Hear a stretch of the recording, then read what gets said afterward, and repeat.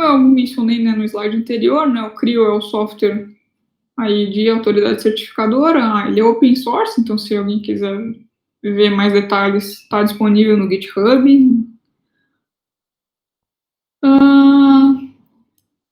Vejamos, agora, ano passado, quando a gente deu o primeiro tutorial, né, sobre o RPKI, na semana de infraestrutura, a gente mostrou, né, o Thiago até fez uma demonstração prática de como o pessoal vai configurar e usar o CRIO, só que foi por linha de comando, né? Naquele período a gente ainda só conseguiu usar o CRIO por linha de comando, mas agora ele já tem uma interface gráfica. Então, aqui nem eu falei, se você entra lá na interface gráfica do CRIO, faz a solicitação, quero gerar essa rua, aperta publicar e tá tudo ok. Então, o próprio software vai fazer ali todo o resto da implementação daquela parte toda teórica que eu falei, de gerar documentos, assinar as coisas, publicar. Então, por isso que eu falei, não é tão complicado quanto parece que eu estou falando, né? Na prática é bem mais simples. Falar um pouquinho aqui das ROAs, né, que é o documento importante aqui de todo esse sistema de RPKI. A ROA, né, digitalmente não vai ser bem assim, mas considera, traduzindo do digital para a nossa realidade, o que seria a ROA? Seria um documento basicamente dizendo essa frase aqui. Eu autorizo a SNXXX a originar esse prefixo. E aí você escreve o prefixo e assina embaixo. É basicamente isso. A ROA é um documento que vai dizer isso. Aqui a gente colocou, né, mais específico o que vai ter na ROA.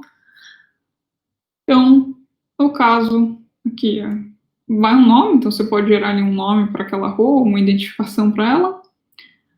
Dentro da ROA vai a informação do ASN, no caso esse ASN aqui, o XXX. Vai o prefixo, né, que você está querendo autorizar. Então, aqui no nosso exemplo aqui da direita, tem o prefixo 2001, .db8, /32. O ASN é o 65538. Aí tem aqui a próxima informação, a terceira, o prefixo máximo, né? O que isso quer dizer? A gente colocou /48. Isso quer dizer, né, que essa ROA, esse documento está falando, o ASN 65538 pode anunciar, né, pode originar prefixo 2001, .db8, /32, até, né, no máximo 1/48. Então, ele pode gerar 32, 33, 34, etc., até /48. Ele não pode gerar menos do que isso, né? Então a gente não está falando que ele pode gerar, por exemplo, /30, e a gente também está dizendo que ele não pode gerar nada além disso. Então ele não vai poder gerar, por exemplo, /56, segundo essa ROA aqui. Então é só do 32 até 1/48. Um detalhe, né? Aqui no prefixo máximo, esse campo não é obrigatório. Então você pode, no caso, colocar nada aqui. E aí o que isso quer dizer? Se eu não tivesse colocado essa informação /48, né, tivesse deixado em branco, essa ROA ia dizer o seguinte, o ASN 65538 pode fazer um anúncio, né, original, o prefixo 2001, .db8, /32. E /32. Nem menos específico, nem mais específico, autorizando ele a originar exatamente esse /32. Então, existem algumas opções, né? Quando você for gerar sua ROA, você pode gerar uma ROA específica para cada um dos seus anúncios, que é o que a gente acha que é o melhor, né? Estou anunciando agora /32, então eu gero essa ROA. Mudei o meu /32 para um /40. Então, se atualiza, né? E anuncia aqui /40. Não quero ficar mudando isso toda hora. Posso colocar, então, esse intervalo do 32 ao 48? Pode. Então, só que tem gente que às vezes pensa, então vou facilitar, vou colocar meu bloco inteiro aqui na ROA. Aí não vai ajudar muito, né, em relação ao hijacking. Porque se você não estiver usando o seu bloco inteiro, mas você está permitindo um anúncio do seu bloco inteiro e alguém usa um pedaço do bloco que você não está usando, a pessoa pode acabar sequestrando esse pedaço, né? Ela faz o spoofing do seu ASN, o seu bloco inteiro para o seu ASN vai estar validado, então não adiantou muito. A gente fala que o melhor, né, é você gerar as ROAS exatamente com o que você está anunciando no BGP. Então, se você não está usando o bloco inteiro no BGP, não coloque o bloco inteiro já na ROA, né? Coloca só o que você está usando. E além disso, né, a ROA também tem um período de validade, né, como todo documento que é assinado digitalmente tem um período de validade. No caso, a gente chutou aí o período de 1 ano. E, né, a assinatura da organização que tem, né, o direito de uso desse prefixo. Um detalhe também interessante, né, que, como eu falei, a frase é eu autorizo o ASN XXX. E aí eu, né, assino no final. No caso, o eu é o ASN, né, que recebeu esse bloco do NIC-BR. Você, né, pode permitir que outro ASN que não seja o seu use esse bloco, por exemplo. Eu quero permitir que o ASN do Thiago use um pedaço do meu bloco.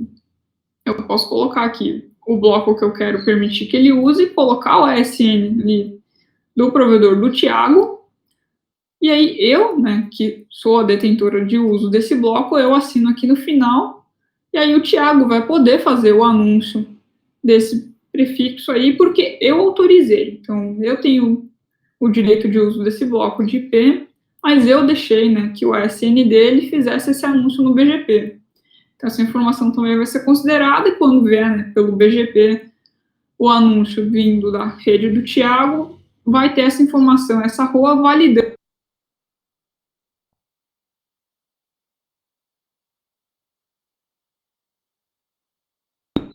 Porque eu gerei essa ROA, né, permitindo que ele fizesse aquele anúncio.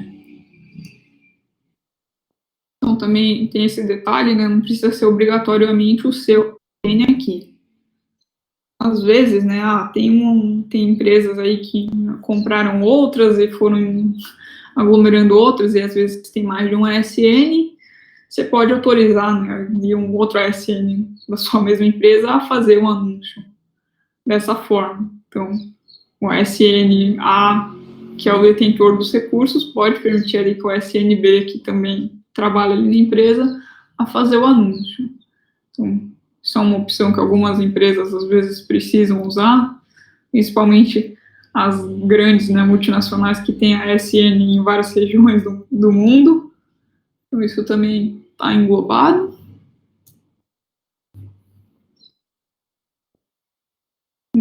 Mais alguns detalhes aí das ROAs, né? Então, tudo que você for anunciar no BGP, né, você também tem que cadastrar nas ROAs. Então, que é elas que vão entrar ali, que vão validar as rotas que você está anunciando nos BGP.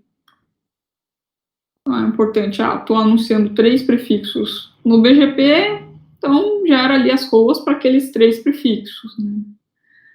Que nem eu falei, a gente aconselha que você gere, né? No caso, então, essas ROAs para esses prefixos, ao invés de anunciar uma ROA só, né, para o seu bloco inteiro, que talvez você não esteja nem usando ele inteiro.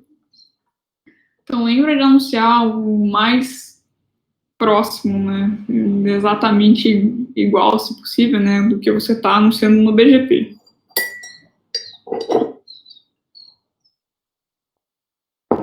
Então, as ROAs no sistema em si, né, do CRIO, ele vai assinar, né, quando você gerar essas ROAs, ele vai gerar aquele documento, fazer a assinatura digital, e isso vai ficar público em um repositório do RPKI para consulta, né, dos outros para fazerem as validações.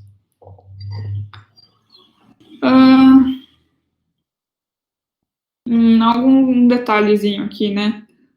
Cada ROA, né, contém apenas um ASN. Então, se você quer que eu quero permitir que o meu ASN e o ASN do meu parceiro publiquem, né, anunciem esse determinado prefixo aqui da minha rede. E que eu consigo colocar uma ROA com essa informação? Depende, né? Você vai ter que gerar 2 ROAs no caso. Então, você consegue, mas você vai ter que gerar uma ROA para cada um desses AS, né? Então, para o seu AS, falando aquele prefixo, e uma outra ROA com o ASN desse seu parceiro com aquele mesmo prefixo. Então, pode ter um prefixo, né, pode estar em várias ROAs, mas cada ROA só vai estar atrelada ali a um único ASN.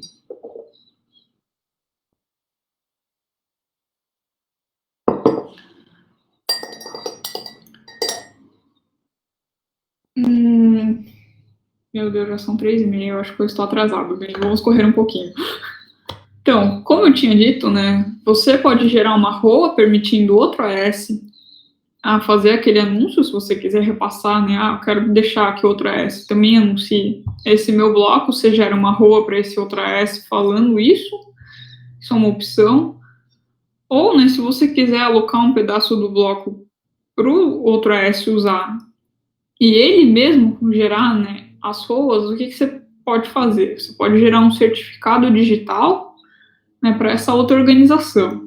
Então, você vai criar mais um nível naquela cadeia de certificação digital, você vai gerar um certificado digital para esse outro sistema, e aí, com esse certificado digital, esse outro sistema vai poder gerar a ROA, aí ele mesmo vai assinar, e né, ele vai poder fazer isso, ele vai poder anunciar aquele prefixo, criar aquela ROA, porque você, né, você repassou essa permissão para ele a partir daquele certificado digital.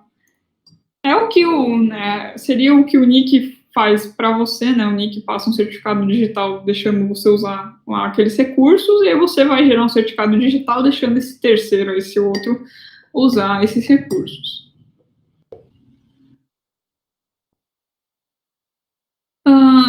Se tiver alguma ROA, né, no sistema, no repositório, referente a algum prefixo, esse prefixo vai ser validado aí, né, no sistema do RPKI, então ele vai ser verificado. E aí, cuidado na hora de você gerar as ROAs, porque se você gerar uma ROA incorreta, isso pode acabar invalidando ali, né, o seu anúncio no BGP. Então, pior do que você não gerar ROA nenhuma, é você gerar uma ROA incorreta, porque aí o seu sistema não tinha RPKI e você não tem ROA nenhuma anunciada, né, é o que você tem hoje na internet. Se você gerar uma ROA incorreta, você pode acabar ali invalidando suas rotas no BGP e você pode acabar ficando fora da rede por conta disso. Então, cuidado. A gente coloca aqui um exemplo, né, dessa situação. Tem esse tweet aqui que a gente printou desse ASN francês, o 3215. O que eles contam aí, né? Eles estavam usando RPKI, eles estavam com a ROA anunciando que eles podiam fazer, né, o anúncio nesse ASN do prefixo exatamente o que eles estavam anunciando já no BGP do /16.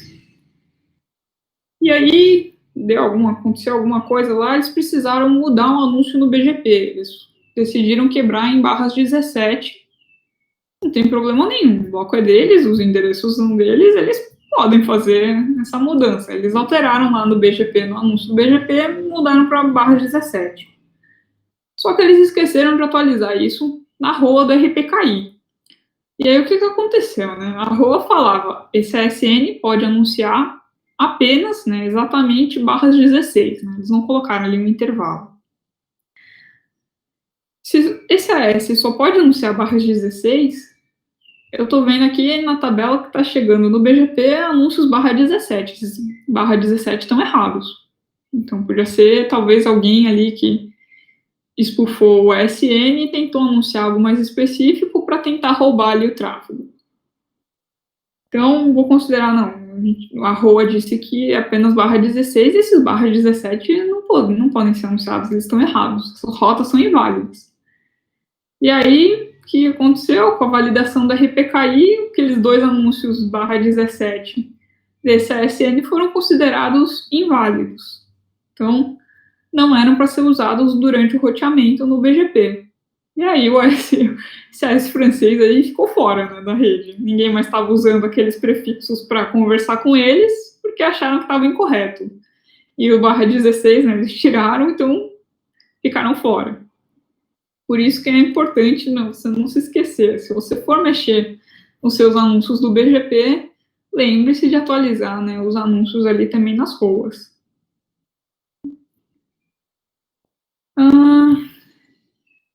Bem, aí vocês podem consultar depois, está disponível nos slides, se vocês quiserem, né, o BGPMon tem como você fazer algumas consultas em relação ao RPKI.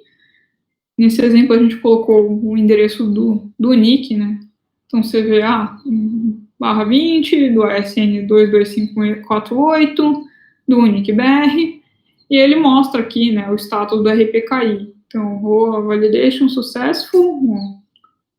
Então, a gente sabe que tem uma ROA aí que engloba esse prefixo, e a gente sabe, né, que a ROA está validada, está ok. Então, esse bloco, esse ASN está correspondente, está certinho. Se você quiser, né, consultar especificamente uma ROA, você também consegue. Aqui, no caso, a gente colocou consultar a ROA para o ASN do NIC e ver se tem aqui, né, esse barra 22. E aí ele retorna aqui a ROA, o ASN, esse aqui, o período de validade aqui da ROA, que é de 1 ano, tá ali abaixo do RPKI no repositório do registro BR, e ele mostra aqui, né, no caso, essa ROA aqui está anunciada de 1/20 até 1/24. É por isso que a consulta que a gente fez no 1/22, né, tá dentro aí desse intervalo, ele retornou essa ROA. Então, essa ROA existe para que engloba esse /22. Então, se quiserem depois consultar algumas redes, aí, alguns prefixos, vocês podem fazer assim, dos jeitos possíveis. Acho que alguém tinha colocado, talvez, antes, tem alguns Looking Glass também, por exemplo, da G8, que você também pode fazer algumas consultas de RPKI. Então, já tem alguns meios aí de você fazer essa verificação. Como eu tinha reforçado antes, né, lembra de manter o seu servidor CRIO sempre de pé, que ele vai ficar fazendo ali a geração automática dos documentos que forem expirando. Então, ele também faz algumas atualizações periódicas. É importante você manter esse servidor sempre de pé. No sistema, né, do registro BR, para quem já está usando RPKI, ele mostra ali uma interfacezinha e ele fala, o ambiente do RPKI ok, ou ele mostra ali uma informação caso ele note que tem algum problema ali no sistema do RPKI, talvez o seu servidor CRIO tenha caído, ele não conseguiu manter aquela comunicação de atualização, aí ele dá um alertazinho te avisando. Então, também pode ser uma forma de você verificar se está tudo bem.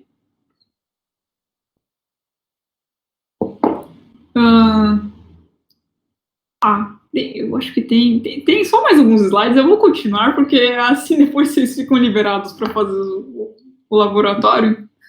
Às vezes eu faço intervalo aqui, mas eu sei que eu já estou atrasada. Então, falar aqui da parte 2, né, que envolve a validação na origem. Então, da parte 1 anterior, era como você, né, o seu sistema autônomo pode fazer parte desse sistema, da RPKI, como você pode colocar as informações do seu sistema, dos seus anúncios, para os outros consultarem. Né? Agora é o outro lado, como é que você consulta, né, e verifica as informações dos outros, né, dentro desse sistema. Então, a parte aqui da validação na origem, que vai envolver mais o validador, né, e o roteador. Você vai precisar desses dois componentes aqui nessa segunda parte.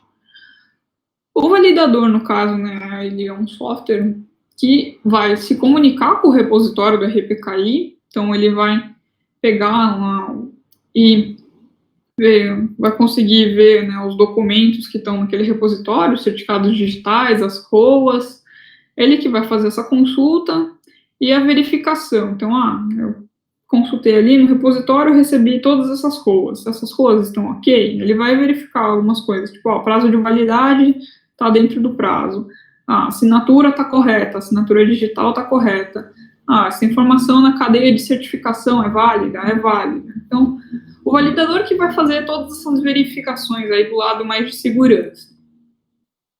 Depois, né, que ele fez todas essas verificações, ele vai pegar, né, as informações das ROAs, né, o resuminho principal daquele, o SN pode anunciar qual prefixo. Ele vai pegar essa informação e repassar para o roteador. Então, o roteador vai se comunicar com o validador e receber essas informações, né, das ROAs. E o roteador, né, também está recebendo as informações da tabela BGP. E dentro do roteador que vai acontecer a validação, né, ele vai comparar o que ele recebeu do validador com o que ele recebeu no BGP e vai classificar ali as rotas como válida, inválida ou desconhecida. Ele vai colocar ali uma classificação para cada uma das rotas que ele recebeu no BGP. Então, como eu tinha dito, né, o validador vai se comunicar com o repositório. O validador tem um cache, então ele vai atualizando isso periodicamente, mas ele também tem um armazenamento aí das informações que ele consultou no repositório do RPKI.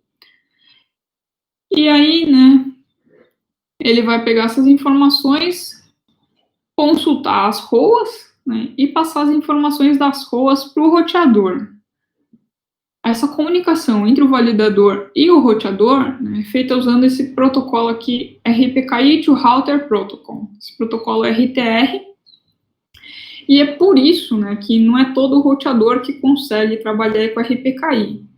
Para o roteador conseguir, né, fazer isso, ele tem que ter suporte, né, a esse protocolo RTR. E alguns roteadores não têm, por exemplo, o MikroTik. Então, o MikroTik não consegue fazer essa comunicação com o validador, não tem como fazer nessa parte mais automática do sistema. Tem algumas soluções, né, que você pode fazer para continuar para usar, né, a validação na origem, mesmo com o MikroTik. Eu vou falar isso mais para frente, mas considerando aqui, né, que o roteador tem suporte a essa comunicação, ele vai falar direto com o validador. No caso, o roteador, né, não vai receber a informação da ROA inteira, né, não vai receber a validade da ROA, a assinatura digital, ele vai receber só esse resuminho aqui, né. Qual é o prefixo, o intervalo do prefixo, a SN que pode fazer o anúncio daquele prefixo. E aí, o que vai acontecer? Lembrando, no BGP, né, a rede aqui vai receber esses dois anúncios. São os mesmos anúncios que a gente tinha no começo lá desse conjunto de slides. Então, o /32 e o /48 vão chegar aqui no roteador, e aí o roteador, né, com base nas informações que ele recebeu do validador, ele vai classificar essas duas rotas. Ele viu, o ASN 65538 pode gerar, né, qualquer prefixo no intervalo desse /32 até esse /48. Chegou no BGP dele, lá na tabela BGP dele, um anúncio /32 desse ASN que, segundo o validador, né, segundo a informação que ele recebeu ali do validador, pode fazer esse anúncio. Então, está válido. O roteador vai classificar essa rota aí como válida. Chegou aqui um /48 do AS, originado do AS65540. O roteador, né, não encontrou nenhuma informação, né, vinda do validador que validasse, né, que permitisse esse anúncio. Tem aqui o prefixo que engloba essa rede, né, então tem aqui o /48, mas o ASN não é o ASN que ele recebeu, né, não é o 65540. Então, se o prefixo, né, tem uma ROA, ele vai ser validado. Então, esse prefixo aqui, /48, tem uma ROA, então vai ser validado. O ASN não bate, então ele vai classificar como inválido. E é assim que vai o outro roteador, né, vai trabalhar nesse sistema. Então, se tiver outro anúncio, ele vai ver, ok, esse prefixo está englobado em alguma ROA? Tem essa ROA aqui. Esse ASN bate com o que chegou para mim? Bate. Então, válido. Não bate. Inválido. E ele vai trabalhar assim e classificar todas as rotas ali que ele vai recebendo pelo BGP.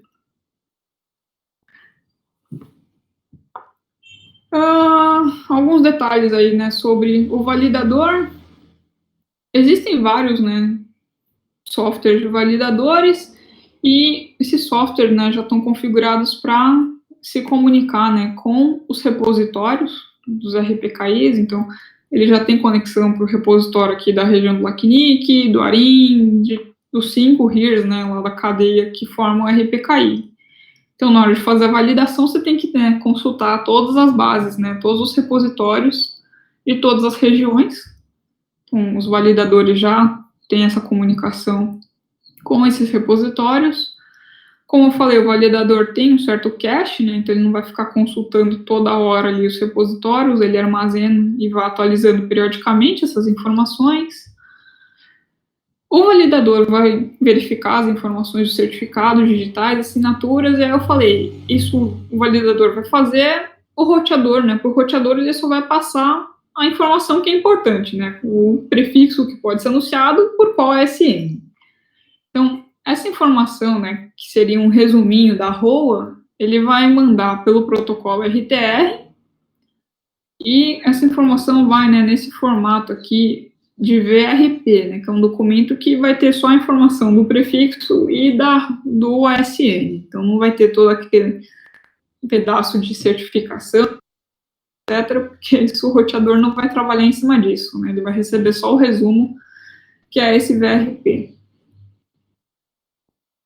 Aqui, né, tem listado alguns exemplos de softwares de validadores. Então, tem que o Routinator é o mesmo da equipe criadora do CRIO, né, da NLNet Labs. Tem o validador do Ripe, tem o validador da Cloudflare, tem o validador que o LACNIC lançou também, que é o Forte. Eu acho que ele está listado até lá no Moodle entre as opções de validadores. Então, tem alguns validadores aí, você pode escolher o que você preferir. Em relação ao roteador, né, no sistema, como eu falei, ele vai receber o resuminho ali do validador, então ele vai receber o VRP, então isso é mais um detalhe, né, o roteador, além de ter suporte, né, aquela comunicação de RTR, né, com o validador, ele também tem que ter suporte, né, a ler essa informação desse formato aqui, VRP. E aí, com esse VRP, com essas informações aí que vieram das ROAs, ele vai classificar as rotas do BGP em 3 categorias. A primeira categoria seria válida, então ele encontrou uma ROA para aquele prefixo e o ASN que originou aquele prefixo é o ASN permitido ali, segundo a ROA, então a rota está válida. A segunda classificação ali, inválida, ele recebeu o prefixo. Ah, existe uma ROA para esse prefixo? Existe, tem uma ROA que engloba esse prefixo. Mas o anúncio aqui, o ASN, não está correto, então a rota está inválida, que era, por exemplo, o exemplo anterior. Ah, não, existe um anúncio ali, só que ele não engloba, por exemplo, esse anúncio aí que é mais específico, que era aquele caso lá do /16, que viraram anúncios de /17. Então, os /17 não estão permitidos, né? Tem o /16, o /16 engloba esse /17, mas a ROA não permite que você anuncie, né, em formato de /17. Então, essa rota está inválida. E tem o terceiro caso, né, que é o desconhecido. O que seria o desconhecido? Ah, tem alguma ROA que engloba esse prefixo? Não, esse prefixo aqui não tem nenhuma ROA que fala nenhuma informação sobre ele. Então, o roteador não consegue classificar, não consegue afirmar nada, né? Porque o anúncio pode estar certo, ele só não tem uma ROA correspondente para validar. Aquele anúncio pode estar errado, mas ele tem aquela informação com toda certeza, né? Então, ele classifica como desconhecido. Se você, por exemplo, deixar o seu CRIO fora, né, ele caiu ali, não está indisponível, ficou um tempo indisponível, suas ROAs não conseguiram atualizá-la automaticamente no sistema. O que vai acontecer? Ah, é como se aquelas ROAs não existissem mais, você não tem mais nenhum anúncio de ROA, que é o que a maioria das pessoas, das redes tem hoje na internet, eles não têm anúncio de ROA nenhuma. Então, né, não é que as suas rotas vão ser classificadas como inválidas, né, elas vão ser classificadas como desconhecido. Então, não precisa se preocupar tanto, né, em relação a isso. Tipo, fiquei fora, não consegui atualizar minhas ROAs, as minhas ROAs todas foram lá, perderam prazo de validade no sistema, eu vou ficar fora da internet, minhas rotas vão ser invalidadas. Não, suas rotas vão ser classificadas como desconhecidas. Para ser inválida, né, o roteador tem que conseguir alguma informação de ROA que realmente invalide aquela rota. Se ele não tiver nenhuma ROA para classificar, você cai no desconhecido.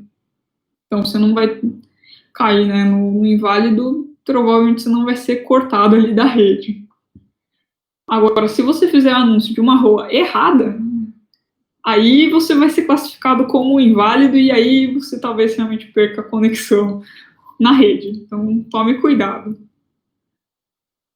Aqui tem um exemplo, né? Então, no caso, se tivesse o seguinte anúncio de ROA, né? Então, o ASN de origem 65536, aí o prefixo essa rede 10.0.0.0/16 pode anunciar, né, variar até 1/18. E aí alguns possíveis anúncios na rede no BGP e as classificações de cada um, né? Se chegar ali do S65536, esse prefixo aqui, 10.0.128.0/17. /17 está entre o /16 e o 18, e o ASN de origem está condizente com o que o roteador, né, recebeu de informação da ROA, então ele vai classificar como válido. Aqui, aí um outro anúncio, 10.0.0.0/24, vindo do S65536. Então, esse AS pode mesmo usar esse bloco, é deles, eles receberam ali o direito de uso desse bloco, só que na ROA, né, só é permitido anunciar até 1/18. Então, esse /24 não pode.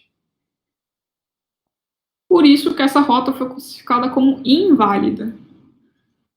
Já, né, aqui o terceiro exemplo, veio o anúncio 10.0.0.0/8 do S65540. E aí foi classificado como desconhecido, né? Por quê?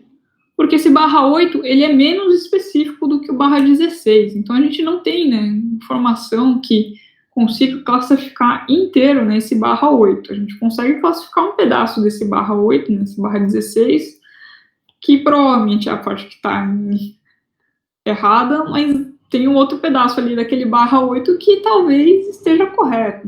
Então o roteador não consegue afirmar que esse bloco /8 inteiro está anunciado indevidamente. Por isso cai no desconhecido. Então, se você anunciar mais específico que o prefixo máximo ali que está escrito na ROA, você cai como inválido. Mas se você anunciar menos específico, né, do que o que está anunciado nas ROAs, você cai no desconhecido por isso, porque você não consegue afirmar que, com 100% de certeza que aquele anúncio está todo errado. E, né, se não tiver ROA nenhuma, você também cai no desconhecido, como eu disse antes. Então, aí tem alguns exemplos, né, tem outros exemplos que dá para pensar, do que a gente não colocou aí todas as combinações possíveis. Em relação, né, aos roteadores, aqui as informações estão em relação ao Routinator, que a gente pegou da documentação deles. Eles fizeram testes aí, Juniper tem suporte, Cisco, Nokia, a Huawei, se eu não me engano, a Huawei no site deles, eles falaram que alguns roteadores deles têm suporte também, aí o RPKI, né, então eles conseguem usar aquela comunicação RTR, fazer ali a análise dos VRPs. Já no caso, como eu disse, né, o MikroTik na versão 7. Só que não se preocupe, se você tem MikroTik só, e aí você fala como que eu vou validar minhas rotas, meu MikroTik não consegue fazer isso, você tem alguns softwares aí que você pode usar para fazer essa validação. Então, você pode subir aí um Bird, um GoBGP, alguma coisa em alguma máquina para fazer ali a comunicação com o validador. E aí depois você passa essas informações de alguma forma para o seu roteador, para o seu MikroTik, às vezes usando, sei lá, Community, alguma coisa assim. Então você consegue aí usar de uma certa forma. Ou você faz, que nem o pessoal perguntou se ia ter que ter muito investimento de infra, ou você troca um pedaço da sua infra para ter suporte aí a isso. Também é uma opção. Então fica aí essas informações. E aí, né, o pessoal pergunta, ok, e aí o que acontece se minha rota ficar inválida? Eu vou ser cortado da rede? Ah, mas e o desconhecido? O que acontece com o desconhecido? E aí, como eu disse, vai depender do que cada uma das redes, né, do que você vai configurar no seu roteador. Então, esse ponto, né, do que vai, qual atitude o roteador vai tomar em relação às validações vai depender das políticas que você configurar no seu roteador. Então, algumas opções aí que o pessoal coloca é, com base na classificação da RPKI, eu vou mudar a preferência ali das rotas. As rotas que ele classificou como válida, eu quero que dê maior preferência. As rotas que classificou como desconhecida, eu tenho uma preferência um pouquinho menor, algo assim. Ah, eu quero que as rotas que classificou como inválida, ele drop, eu não quero usá-las de jeito nenhum. Ah, não, vou usar elas, mas com preferência muito baixa, vai ser minha última opção, assim, se eu não conseguir chegar na rede de jeito nenhum, eu tento essa rota que está inválida. Então, você, né, como a gente falou, né, os AS têm autonomia, então você pode decidir o que você vai fazer.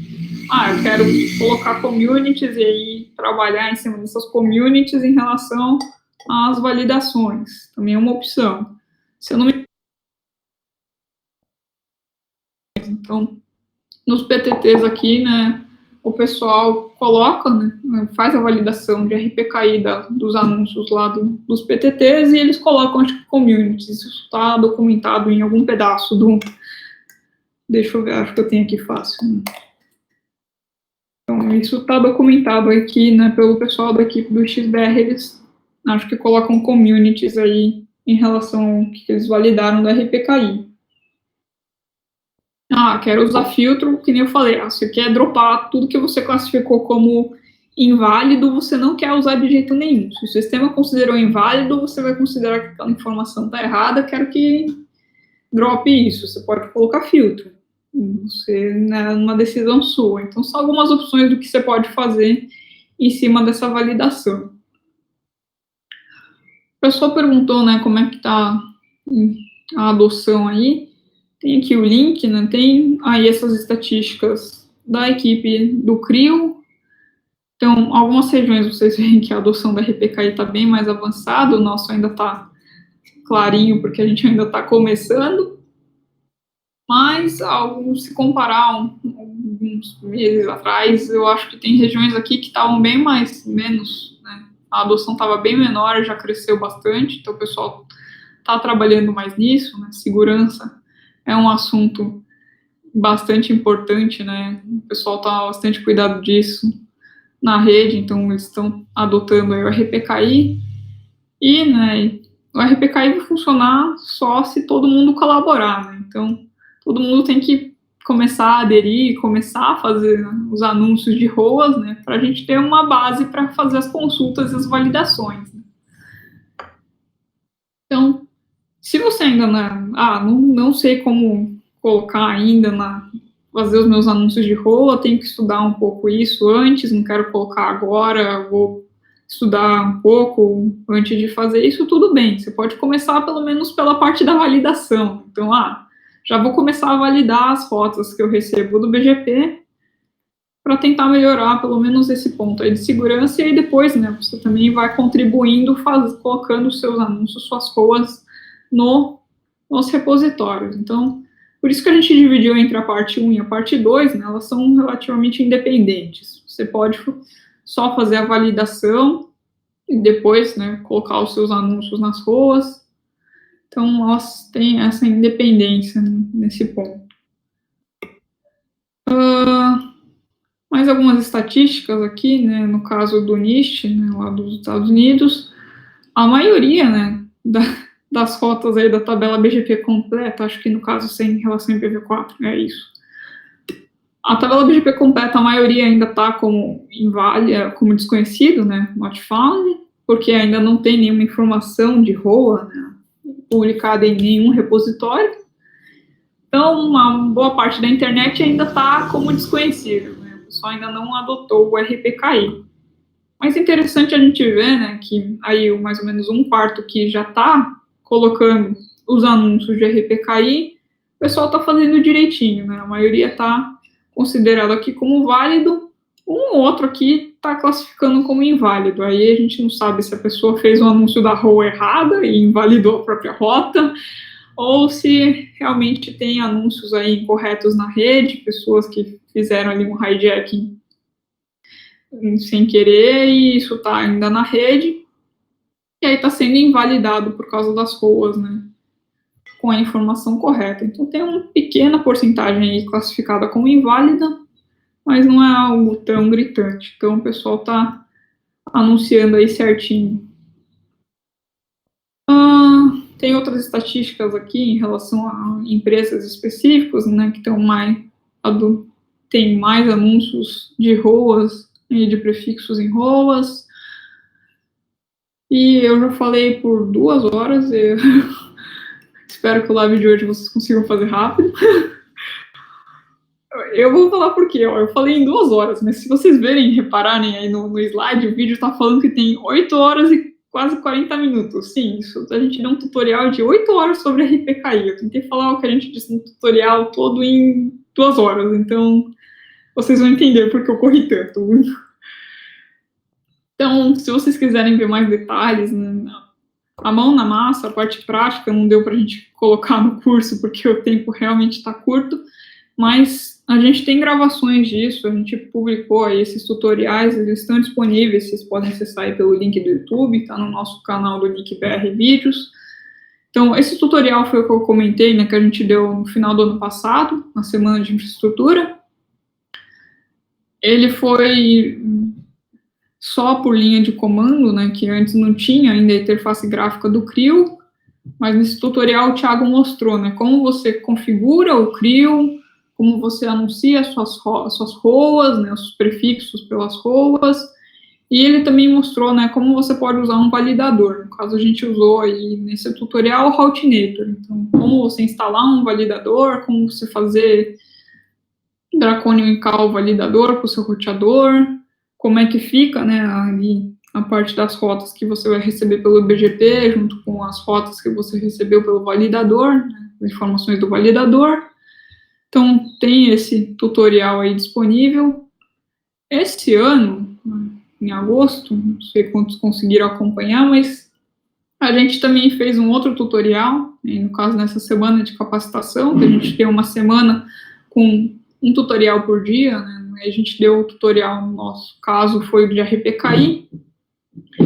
E aí, nesse tutorial, o Thiago mostrou, né, como usar o CRIO pela interface gráfica. Então, aí já tinha, então a gente conseguiu colocar aí o passo a passo de como você usar o sistema da RPKI, né, do CRIO aqui na nossa região pela interface gráfica. Então, como você se comunica ali com o CRIO, como você integra isso com o sistema do registro BR, como você faz o anúncio das ROAS.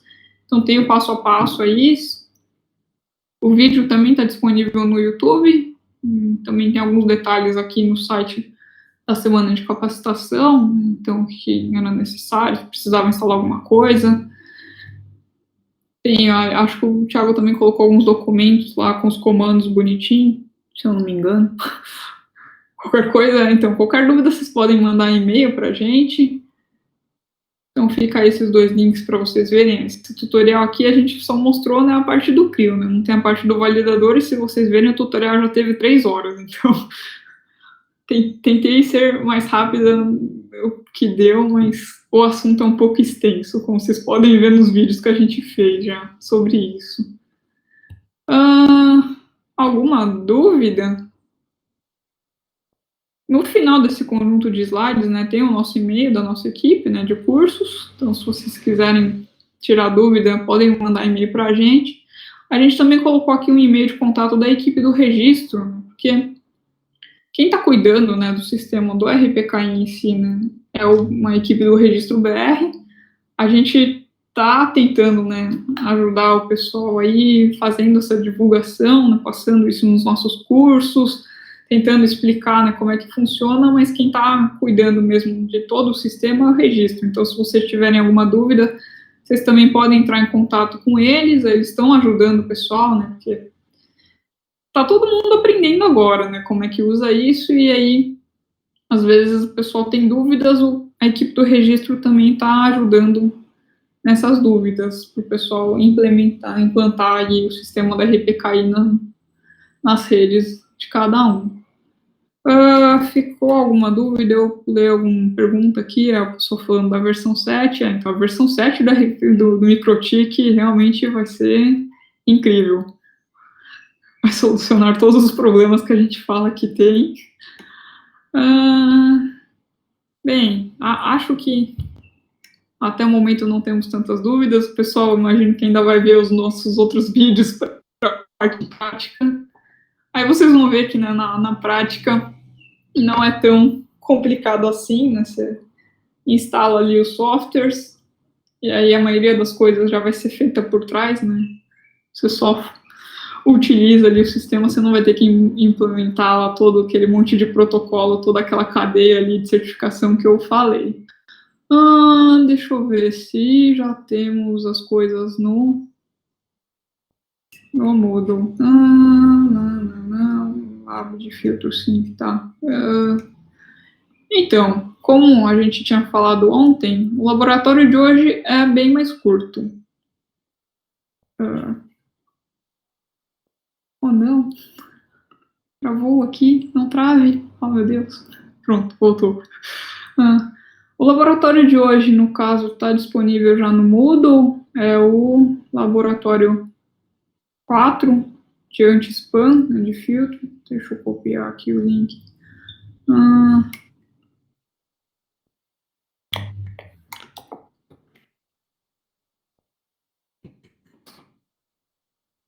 Vou colocar direitinho aqui escrito daqui a pouco, mas já coloquei o link aí no chat. Agora, né, a gente vai pedir para vocês fazerem o quê?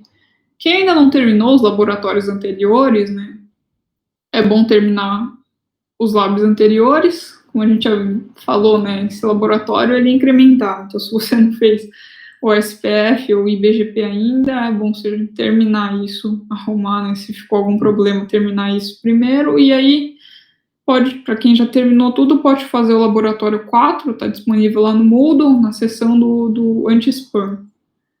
Então, esse laboratório é mais curtinho, né, é de alguns filtros, em relação à teoria que a gente viu de manhã, né, do banner, de filtros, de anti-spoof, anti-spam, etc.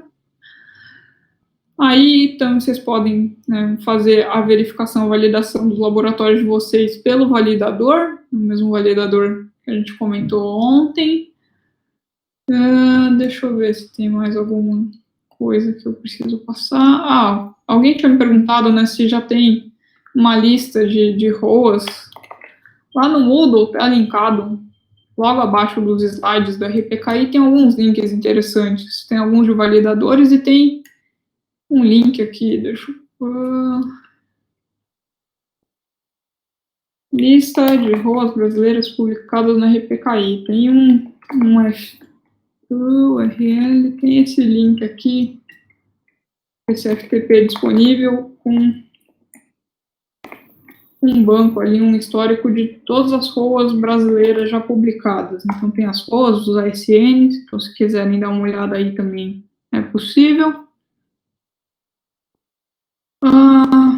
Aí acredito que a gente vai comentar o laboratório aí de hoje às 5h30, não sei, Thiago, que horas a gente comenta? Você está por aí?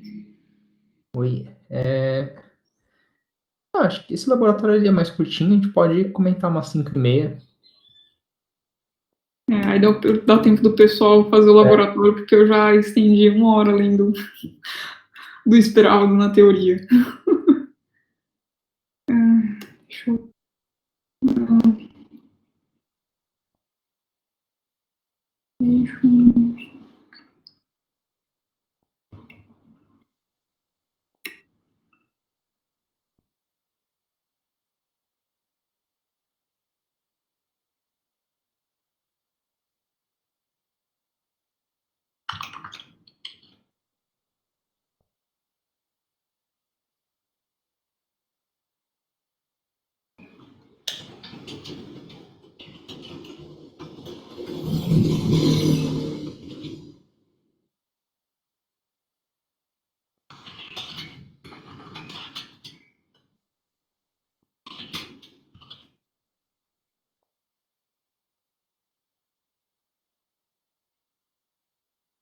Um detalhe importante, para quem não colocou, né, a solução ali do bug do microtik no IBGP ontem, lembra que tem que colocar isso também. Está disponível lá no Moodle também o link com as configurações para o bug, para consertar o bug.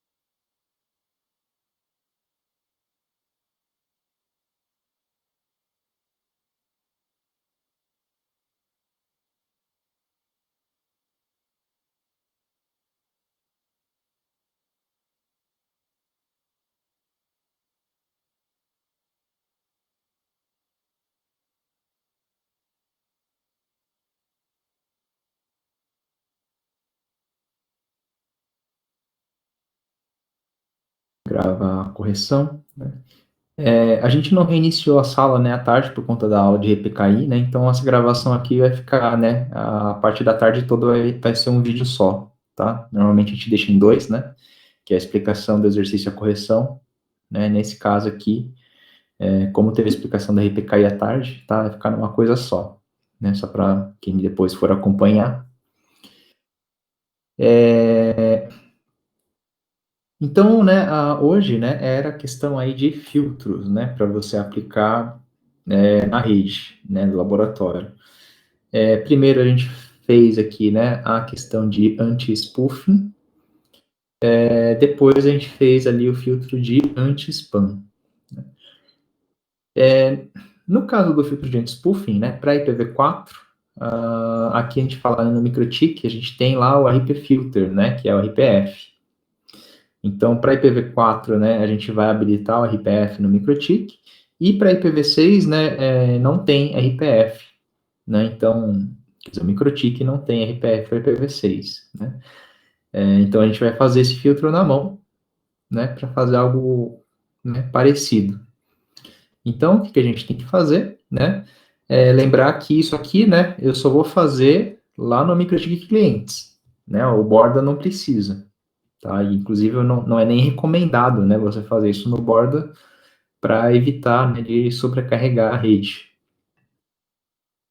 tá? Porque tem que lembrar que, né, nessa situação, né, ele está vendo pacote por pacote, né, e tem que validar a origem, né? Então, não é um processo tão leve assim. Então, o que a gente está fazendo, né? Primeiro, a gente vai testar o spoofing, né? O pessoal falou, como é que dá para testar, né? Um dos testes é esse aqui, né? Faz um hping, né? Ou coisa do tipo, né? Testando ali, né? O hping deixa você mudar, né? O endereço de origem, né? Então, ele vai trocar, né? O endereço por esse daqui, né? 192.168.1.3 e você vai ver que vai passar lá, né? Vai chegar lá no board. No caso do IPv6, né, ele é um pouquinho mais chato, porque o hping não dá esse suporte para IPv6, a gente tem que usar o nping. O nping, né, para fazer esse spoofing, né, em específico, né, a gente precisa do endereço MAC, tá? Mas é mais para realmente poder validar aqui, né, o comando. E aí, né, verificar o que está acontecendo, né? Você vai ver que chega, né, os pacotes, ou deveria chegar, né, esses pacotes espufados, né? Então, isso é uma coisa que você pode fazer na sua rede, né? Pega lá, né, um cliente, sei lá, né, joga esses dois comandos lá e vê, né, se chega do outro lado lá da rede, né, esses pacotes espufados. Se chegar, quer dizer que a rede permite, né, o spoofing. E aí o que a gente vai fazer, né, habilitar lá o RPF, né? O RPF tem algumas formas de trabalhar, né? O strict, né? Ele valida, né, só aquela toda vez que chega o pacote, né, para aquele do cliente, ele vai verificar, ele fala assim, ó, a origem, né, vem daquela interface, né, que eu conheço, né, então ele vai ver aquela rede daquela interface e vai ver se bate, né, se bater ele passa, né, se não bater, aí ele filtra, né. Tem o modo lose, né, que aí ele vê, né, qualquer uma das interfaces dele, né, tipo assim, ó, é de alguma dessas interfaces aqui, né, aí se ele conhecer, né, aí ele deixa passar, mesma coisa.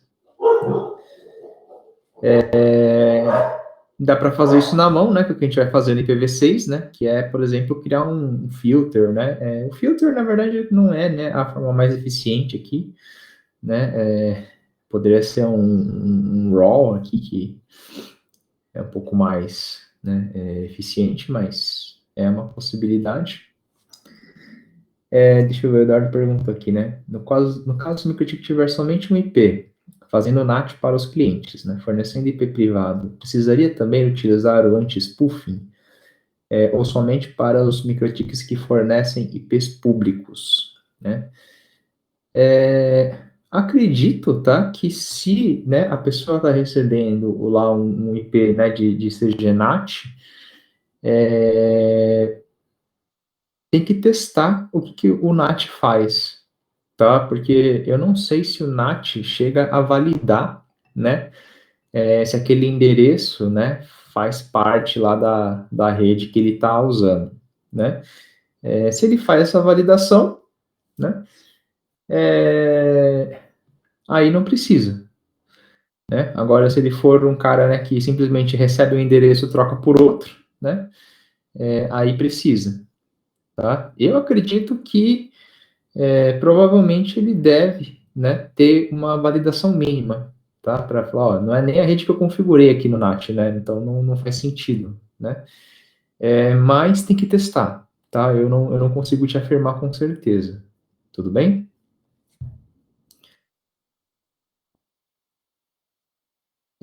Aí aqui, né? Depois você, né? Testa de novo, né? E deveria não passar, né? O pacote. Então, se continuar passando, tem algo errado, né? Então, teoricamente, né, depois que você fez esses filtros, né, não deveria, né, atravessar agora esses pacotes espufados. Então, né, esse daí é o nosso filtro de anti-spoofing. Tudo bem, pessoal? Ficou alguma dúvida aqui com relação a esse filtro? Né? Então, dá para fazer das duas formas, né? Tanto habilitando RPF, como colocando ali, né, um firewall, um ACL, coisa do tipo. Ok?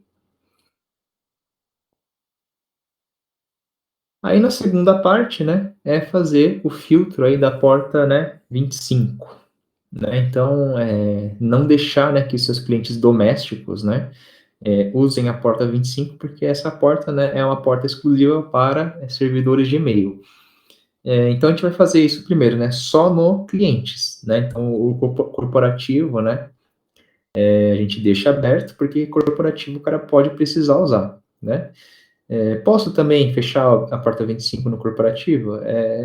Pode, só que aí você tem que conversar com eles, né, porque nesse caso, sim, né, ele pode ter um serviço de e-mail, tá? Então, só para evitar mesmo problemas, né? Aqui no caso do cliente doméstico, não tem, né, situação em que isso realmente seja, né?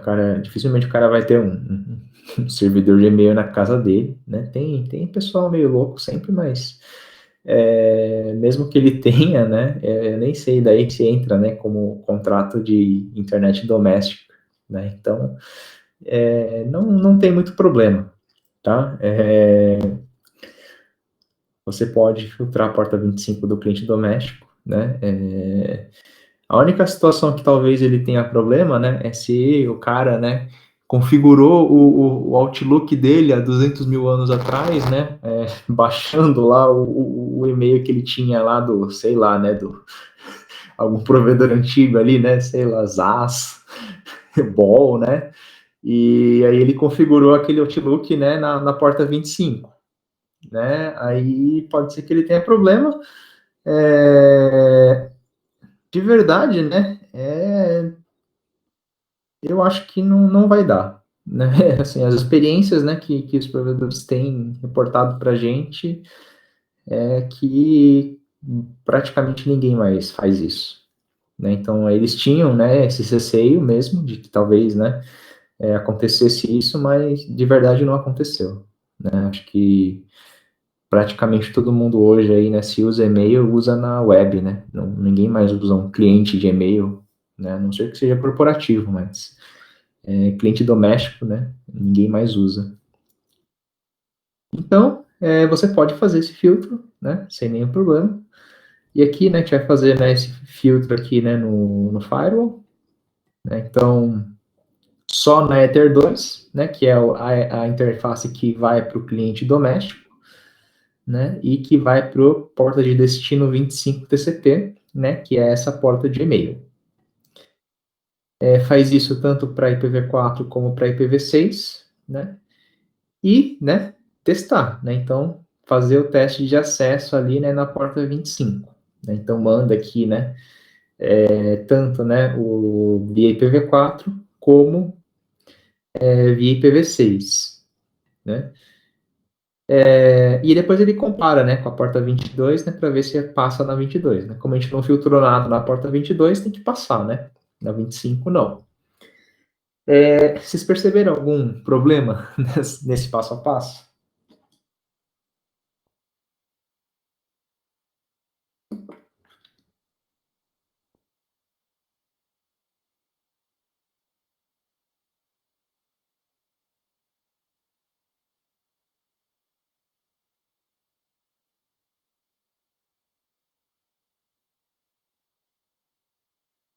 Né, mesmo com filtro, o meu passou. Ambos IPv6 e 4. Bom, alguma coisa de errado aconteceu, tá? Porque assim, IPv4 deveria funcionar, tá? IPv6 não deveria mesmo, né? Porque, é bug? Não, dessa vez não é bug, dessa vez é um problema realmente de filtros, né? Por quê? Não é o mesmo filtro que eu coloquei aqui para IPv4 e IPv6? É o mesmo filtro, né? Só que a gente tem tomar um cuidado muito grande, tá? Quando você trabalha com filtros, né? Por quê? Porque a ordem em que você coloca os filtros é extremamente importante, né? Então, vou te dar 2 exemplos, né? Primeira regra, né? Bloqueia tudo, né? Aí segunda regra, né? Passa tudo, né? Aí imagina que você vai fazer esse filtro, né? Chega lá todos os pacotes e você bloqueia tudo. O que sobrou? 0, né? Aí desse 0 você libera tudo, né? O que vai ser liberado? Nada. Por quê? Porque já foi bloqueado antes, né? Aí você inverte a ordem, né? Desses pacotes que vieram, você libera tudo, né? Então já encaminhou. Depois você vai e bloqueia tudo, né? O que acontece? Não vai ser bloqueado nada, né? Por quê? Porque ele já foi liberado antes. Tá? Então a ordem, né, em que você coloca os filtros, né, ela faz toda a diferença. Né? Por que deu problema aqui no IPv6? Porque a gente fez um filtro aqui, né, na experiência anterior. Tá? Então, na parte de anti-spoofing, né, no IPv4 a gente só habilitou o RPF. No IPv6 a gente criou regras aqui de firewall, né? E o que essa regra faz, né? Ela está falando, né? Permite, né, a passagem de coisas que vêm, né, do cliente doméstico, do cliente corporativo, né? Ele vai ver essa regra e fala assim, esse IP é do cliente doméstico, então pode passar, né? Então ele encaminha, mesmo que depois tenha, né, uma regra falando para filtrar. Então o que você precisa fazer? Você precisa inverter a ordem, né, dos filtros, tá, em IPv6, né? Como é que você faz isso? Né? Então você tem que dar lá um IPv6 firewall filter print, e aí vai mostrar para você, né, todos os seus filtros. Tá? Provavelmente, tá, o filtro, né, esse filtro aqui da porta 25 vai estar lá na posição 4, eu acho. Né? E o que você quer fazer é colocar ele na posição 0, né? Então, o que você precisa fazer é mover, né? Você pode apagar tudo e colocar na ordem, né? Mas você pode mover também, né? Essa regra para cima, né? Então, você dá um IPv6, né? Firewall filter, move, aí a posição que você quer, né? Para a posição que você quer colocar, né? Então, você move do 4 para 0.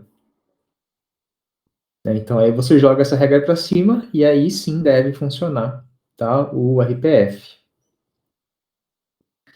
Aliás, o RPF não, né? É o filtro de anti-spam, né? Que não está funcionando. Tudo bem, pessoal? Então, é só um detalhe pequeno, mas que faz diferença. Tá? Faz diferença porque muda o resultado.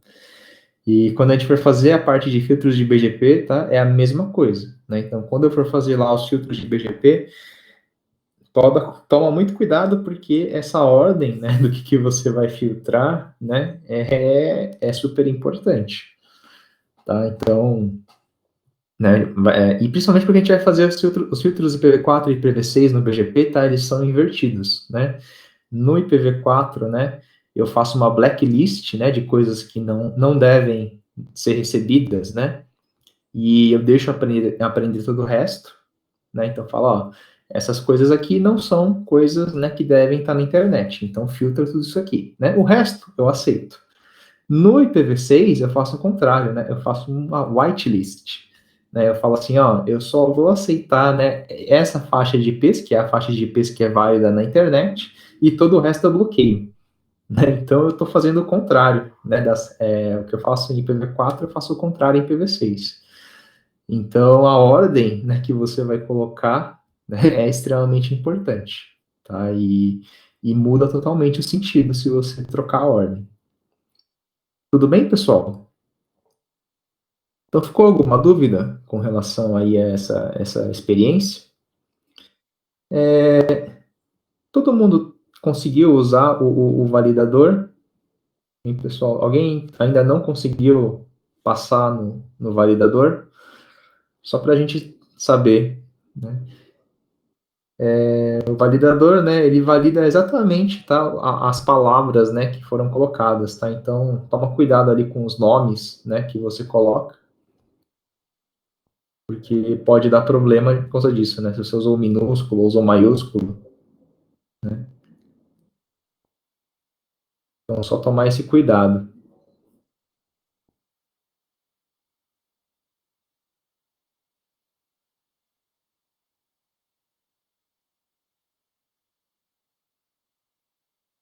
E quem tiver tendo problema, né, pessoal, se puder mandar lá no ipv6, né, @nuke.br, tá? Aí manda o screenshot, né, do validador, falando o erro, e manda o barra export, tá, do microtik, para a gente poder ver, né, o que está dando de errado.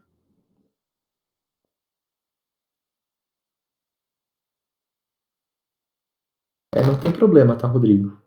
Né, não... A gente só vai verificar mesmo, né, quem terminou os laboratórios, tá, na semana que vem, né? Então, durante essa semana, né, e até sábado e domingo, né, vocês podem aí terminar, né, esse laboratório com mais calma, né? Só não deixem de fazer,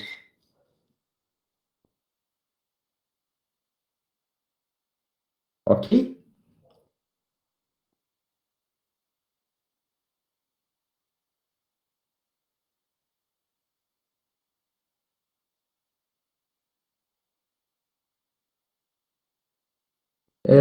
O Daniel perguntou, né, material do curso vai estar disponível por quanto tempo? Aí, assim, o material do Moodle, né, ele fica disponível sempre, tá? Então, se vocês precisarem, né, consultar ali os PDFs, né, vocês podem baixar e vai ficar aberto ali para vocês. Tá? O cenário, né, esse laboratório prático, tá, para vocês usarem, né, a gente não tem como deixar aberto, né, porque a gente usa, né, o mesmo lab para todos os nossos cursos. Então a gente consegue, né, deixar aí, né, até o final de semana para vocês testarem, né, mas a gente não consegue estender, tá, esse acesso para vocês. Com relação à gravação, né, com relação à gravação, a gente vai deixar disponível, tá? Depois do curso, vocês podem, né, consultar depois, né? A gente só não consegue te dar uma garantia de tempo, né? Porque, assim, a nossa limitação, a nossa única limitação é o espaço físico do servidor, tá? Então, enquanto a gente não precisar liberar espaço ali, né, a gente pode deixar disponível com vocês, tá? Então, é, é mais isso mesmo, né? Então a gente não consegue te dar um prazo, né? Com certeza, assim, vai um mês, né? Vocês conseguem ter acesso, né? Eu só não consigo te garantir que vai ficar para sempre, né? Por conta do espaço físico mesmo.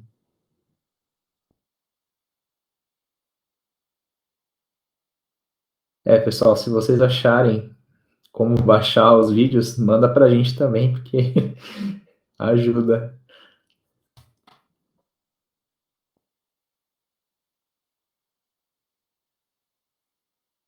Provavelmente devem ter feito um plugin aí, porque acho que é o problema recorrente do Big Blue Button, tá? Não acho que é só essa turma aqui que gostaria de poder baixar os vídeos. Acho que todo mundo que usa, né, a plataforma gostaria disso, né? Então, talvez tenha aí alguma solução.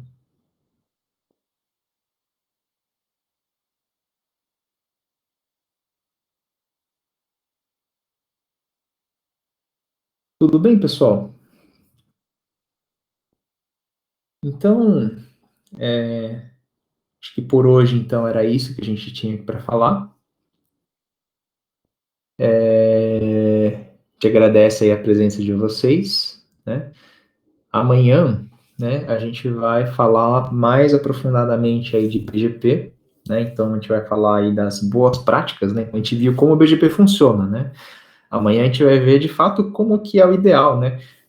que vocês viram que tem um monte de atributo, um monte de formas, né, de você mexer na política do BGP, né, e a gente fica meio perdido às vezes, né, do que eu faço, né, então amanhã a gente vai falar, ó, quando você vai fechar com a operadora, né, o que é melhor fazer, né, quando você vai fechar a conexão com o PTT, né, como é que eu garanto, né, que as conexões dão preferência ao PTT e não sai para a internet, né, então são essas coisas que a gente vai ver amanhã, tá, e amanhã também, né, todo mundo está interconectado no mesmo PTT e na mesma operadora, né? Então, se vocês conseguirem terminar o lab de amanhã, vocês vão se enxergar, né? Então, vocês vão ver os anúncios, né, uns dos outros, né? Inclusive, né, os acertos e os erros, né? Então, se alguém vaza a rota, né? Se alguém for trânsito gratuito, né? Vocês conseguem ver isso na tabela BGP, né? E vocês conseguem se acessar também, né? Então lá os clientes, né, doméstico, lá corporativo, né, de um consegue acessar o cliente doméstico corporativo do outro, né? Então amanhã seria realmente como a internet funciona mesmo, né? É uma miniatura da internet, mas é a internet na essência, né? São vários AS interconectados. Tudo bem? Então, pessoal, a gente por hoje encerra aí a aula, né? E a gente se vê amanhã, então às 9, tá? O certificado, né, a gente vai tentar mandar na semana que vem já. Vai ser enviada pelo e-mail.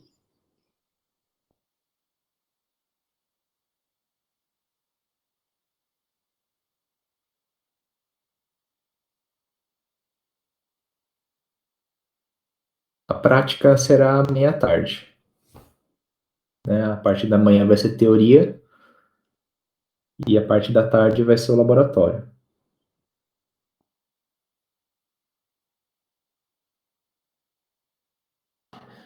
Ô, Márcio, amanhã a gente vai colocar um formulário de avaliação, né? Vocês podem colocar sugestões de vocês aí para melhorias, né? Ou outros tipos de curso.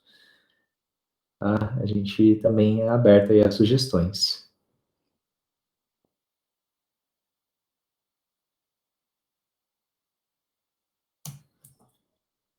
Ok, pessoal? Então, boa noite, bom descanso e nos vemos amanhã.